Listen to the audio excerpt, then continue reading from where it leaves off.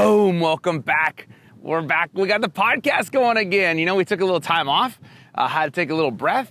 I've got a new job. I'm coaching the wee little football guys. Yeah, the youngins, and coaching my son. It's been a blast. It's been amazing. Oh, hey, by the way, I'm Tim Davis. I used to coach football. I don't anymore, so now I have a podcast. Well, I guess I do coach football.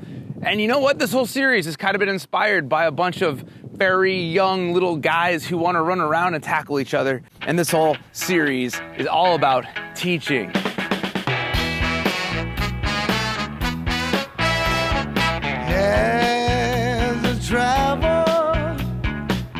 When I was a kid, probably about the same age as my son Arlo, a video game came out called Tecmo Bowl. It's become kind of famous. I'm sure you've heard of it.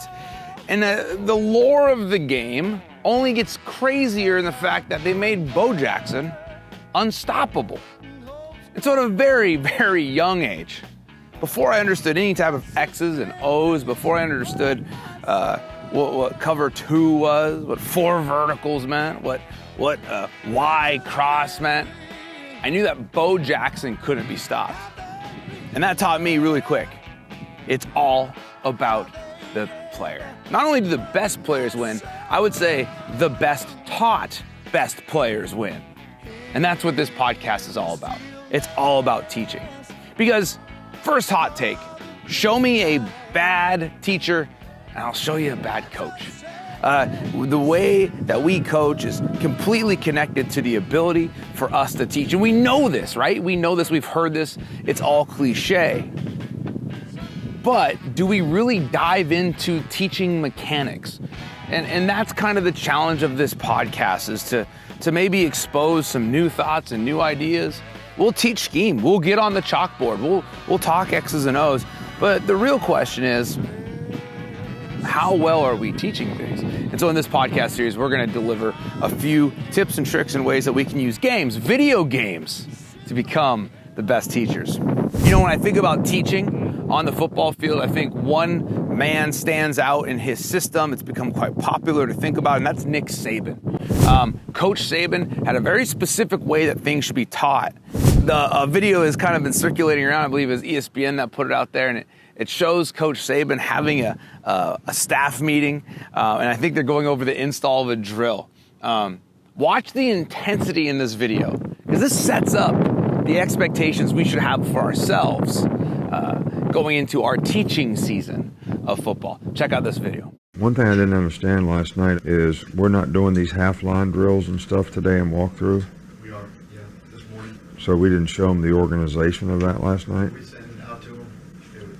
All right, so the most important thing that we should have gotten done in terms of this morning's organization was that. If we go out there today and it's 4 minutes of explaining how to do the drill rather than doing the drill, then, you know, we kind of missed the target. You know, everything should get explained and shown to a player in the meeting. Then it should get walked through. All right, then we actually have practice, whatever. And then it eventually ends up in some kind of group period, then a team period. All right, then we can go do it. But, you know, it's about 5 different opportunities for them to learn how to do it, but it starts with showing them in the meeting. And most of the time, pictures do a lot better than talking. All right, so these things need to be taught in the meetings. All right, so we don't go out there and everybody's looking around like, what are you talking about? Everything gets taught in the meeting. Yo, can you imagine being in a Saban room? You know, look at the feet. The guy's feet were like moving, right? They're like nervously going. Expectations are sky high if you are coaching for Nick Saban, obviously. And it's easy to be like, well, coach, that's the big time. They're making the big bucks. I'm a high school coach. I'm a Pop Warner coach. Yeah, the expectations of ourselves should not drop based on the dollar sign on the other side of our commitment. Our commitment is to kids. It's to the hearts and minds of our kids. And we have an opportunity to teach them something bigger than football. But what are we doing to teach football? Because I think how we teach and our lessons and how we become better teachers is everything. Every football concept, forget football concept, how do you line up for warm-ups? How do you come out for the national anthem? How do you clean the field after practice? How do you walk to and from the locker room? How do you put your helmet on? How do you be a football player in a program, in a system that has to be taught? It has to be taught. You can't expect players to be a certain way in your culture, or whatever the buzzword is now. I'm just talking about, what is it like to be a football player in your program? What are the expectations there? And have they been taught? And have they been taught and not just stated? Urban Meyer famously talked about the presenter versus the teacher. The presenter just gives information. The teacher goes back and checks for a recall, checks for comprehension. Don't put the kid on the field if he can't comprehend what the job is at hand. And that's our challenge as football coaches. One thing Coach Saban brought up is the use of pictures being a way that most kids learn. Now, I'll kind of push back on the idea of kids learning through pictures. Adults, children, we all learn fundamentally the same way. We process information differently. Some of us might be visual processors. You'll take a look at YouTube. Some of us can process through auditory channels, if you will. We can hear things and know things and be in a great spot. Many of us have to move through a drill, maybe write things down on paper. We all process things differently. But at the end of the day, we all learn through one way. That one way is meaning. Does your practice have meaning? Does your teaching have meaning behind it? What about abstract concepts, pass plays that could be installed and run out of any formation? Is there meaning there in how you deliver that information? Maybe conceptually, yes. But a kid showed up to play football and to have fun, especially at the high school level, and wants to be part of that. And even at the highest levels of expectation, we as adults, what moves us? What do we attach our meaning to? So today we're diving into a series on video games, on how we teach through the use of video games. Because for a lot of our kids, that medium has meaning. And then to go back to Coach Meyer's point, that medium also presents us with feedback, instant feedback. We got the job done, we didn't get the job done, and now we can talk about why that didn't happen. Just keep hitting that. Uh-oh, what just happened? I threw an interception. It was capped. The quarterback needs to have that read route, the next route to accelerate to. Stop, undercut, dig. And we're looking for that window. I think video games meets our students where they're at. It meets our coaching staff where they're at. What an awesome opportunity to install your scheme. Hey, let's meet up in January with our guys and let's play some NCAA using just concepts from our program. So let's look at the opportunities that we have right now with our student athletes, meeting them right where they're at.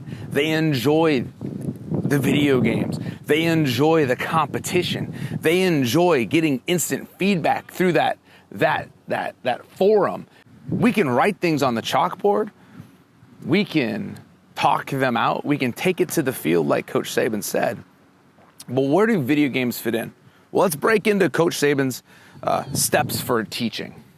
You know, the first step he talks about is show the players what needs to be done. This can be done through pictures. To me, I see this as film. It can certainly be chalk it up, just lines on a board. But conceptually, not a lot of our athletes are necessarily going to learn as well through just lines on a board. Some of them are very well versed, but many are not going to be well versed in understanding those lines. They're going to be more abstract to them. Next, I think you have to have something on paper. I think the tactile connection with writing things down is something we can't lose in our society. Certainly, we have so much online information, online school. It's proven that if you write things down, you recall it better. So I think everybody has to write things on paper. So I think you show it and you give them a paper. I think it's really important to have a journal of some sort that players keep. How you do that and how you organize that, that is your way and that is your system, and that's the way you teach players to be. But I think every player on a football field needs some type of physical write things down place that they put all their information. Some of them will take that back and study that for hours. Some of that will set in the locker room and only get it out on instruction days. Once that happens, then Coach Saban has his teams walk through it on the field. You walk through at a slow pace, an instructional pace, a pace that makes sense for the players' minds to learn the drill, then into full speed indie work, then into group work, then you put it together as a team. So where do video games fit into this? To me, they are the bridge between the field and the classroom. Probably before the walkthrough. You can certainly walk through things in a classroom, but video games are the bridge. I'll say it again. Video games are the bridge between the classroom and the field. It's the thing, it's the tool to be used to know that the cognition, the mental reps are being understood. You can expose a lot, especially at the quarterback level. I threw an interception, which is what our first series is going to be on. You can expose a ton through just playing video games with your athletes, having a conversation while playing these video games. They're used to doing that. It's a place they're familiar with. It's something they usually know. So let's meet them there. This first part of the series will be breaking down basic passing concepts that many offenses employ. Spread offenses, under center offenses, pro style offenses. Many offenses will employ many of the schemes that we'll break down because the game has them there. It's designed in. The game has become a test for comprehension on how well you know your systems versus another team's systems. We'll then go into different interactive forms of communication, of entertainment, things like Kahoot and Blookits. If you're a teacher, you're probably familiar with these things. They're fun activities that get your crew energized and it meets them where they're at. It meets them where there is meaning. That's why these things are so cool.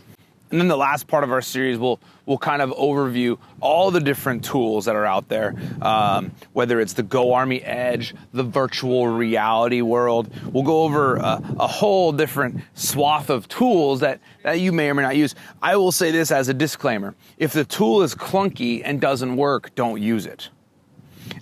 Only use tools that you or someone on your staff fully understands. I think we are at a point now where many coaches in the nation, high school coaches, young coaches, understand how video games work. The Madden interface has rewired how we view football in America.